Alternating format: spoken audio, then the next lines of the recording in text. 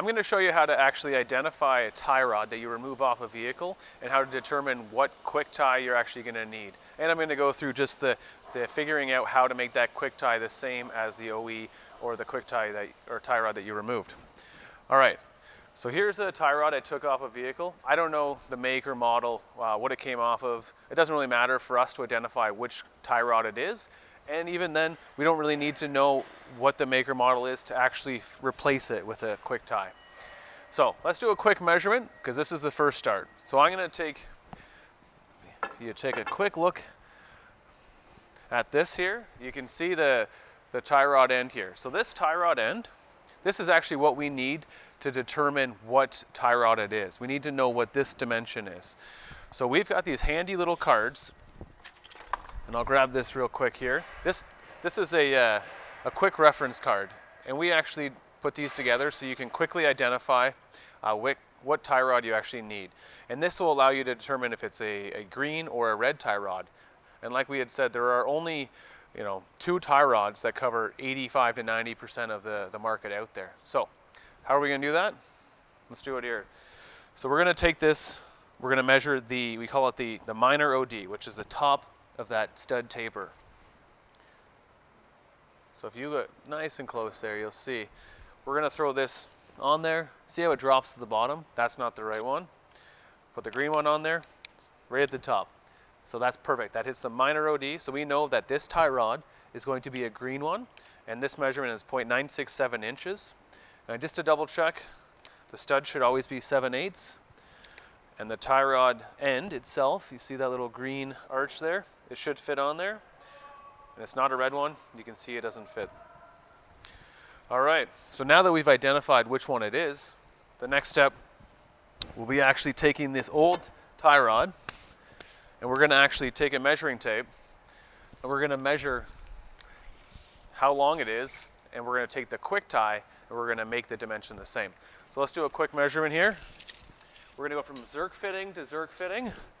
If there is no Zerk fitting, you're going to go from center to center and measure it up. So we've got 66 inches as our dimension. So let's remember that. So we can take this. Let's not do anything with it. Let's not take the tie rod end off, nothing. Put it aside in case we need it to double check. So I've got myself a green quick tie here. So we'll throw that on the bench.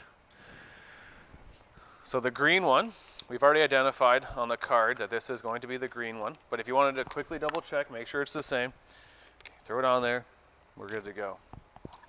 All right, so the easiest way to do this is we're going to take that 66 inches that we know that the OE tie rod is. We're going to take the quick tie, we're going to measure this out to 57. So that's 57 inches from Zerk fitting to Zerk fitting, which means we're going to need to go 9 more inches to make it 66. We'll divide that 9 in half. It's 4.5 inches on either side. We need to take it out because ideally you want to keep this tie rod end and that tie rod end equal when you take them out. So as I'm backing this out here, you'll see that this clamp is actually blue. So we identify the curb side and we identify the driver's side by this clamp. This will always be on the curb side because we want to make sure that it's facing the right direction. So it's in the little instructions that are attached to the tie rod when you get it, but that's why this one's painted blue and the other one is painted black. So we're going to take it out. So it's a bit of work to get these out, but you'll notice one thing. See the threads on here? The threads are much finer than the tie rod that we're replacing.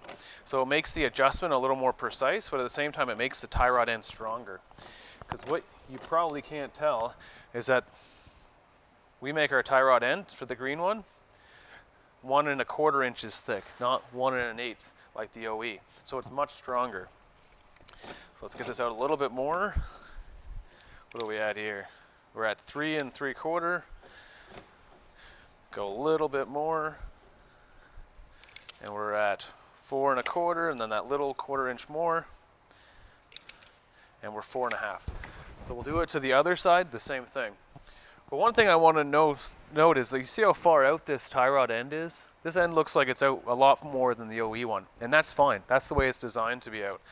You can see by this tie rod end that I've got removed, the tie rod end itself is actually significantly longer.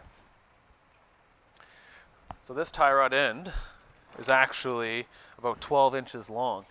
And that's the way that the QwikTie is designed, that allows it to cover so many applications. The one thing you need to note though, is you can see right here, see that line that's machined into the threads?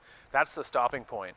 So basically you can take that whole tie rod end out up to that point, and once you hit that line, that's as far as you can extend it out.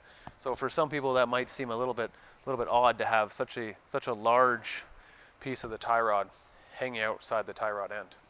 All right, so we'll do the other side, and we'll measure, and if we measure up 66 inches, we're good to put it up in the truck. So you leave it loose. That way, if you have to do any adjusting, you can do it after the fact. The Torx are available on the sheet that you'll get for these, for the clamp as well as for the castle nut. So you put that up on the truck, and then once you're done that, the QwikTie is installed or ready to be installed. It's as easy as that.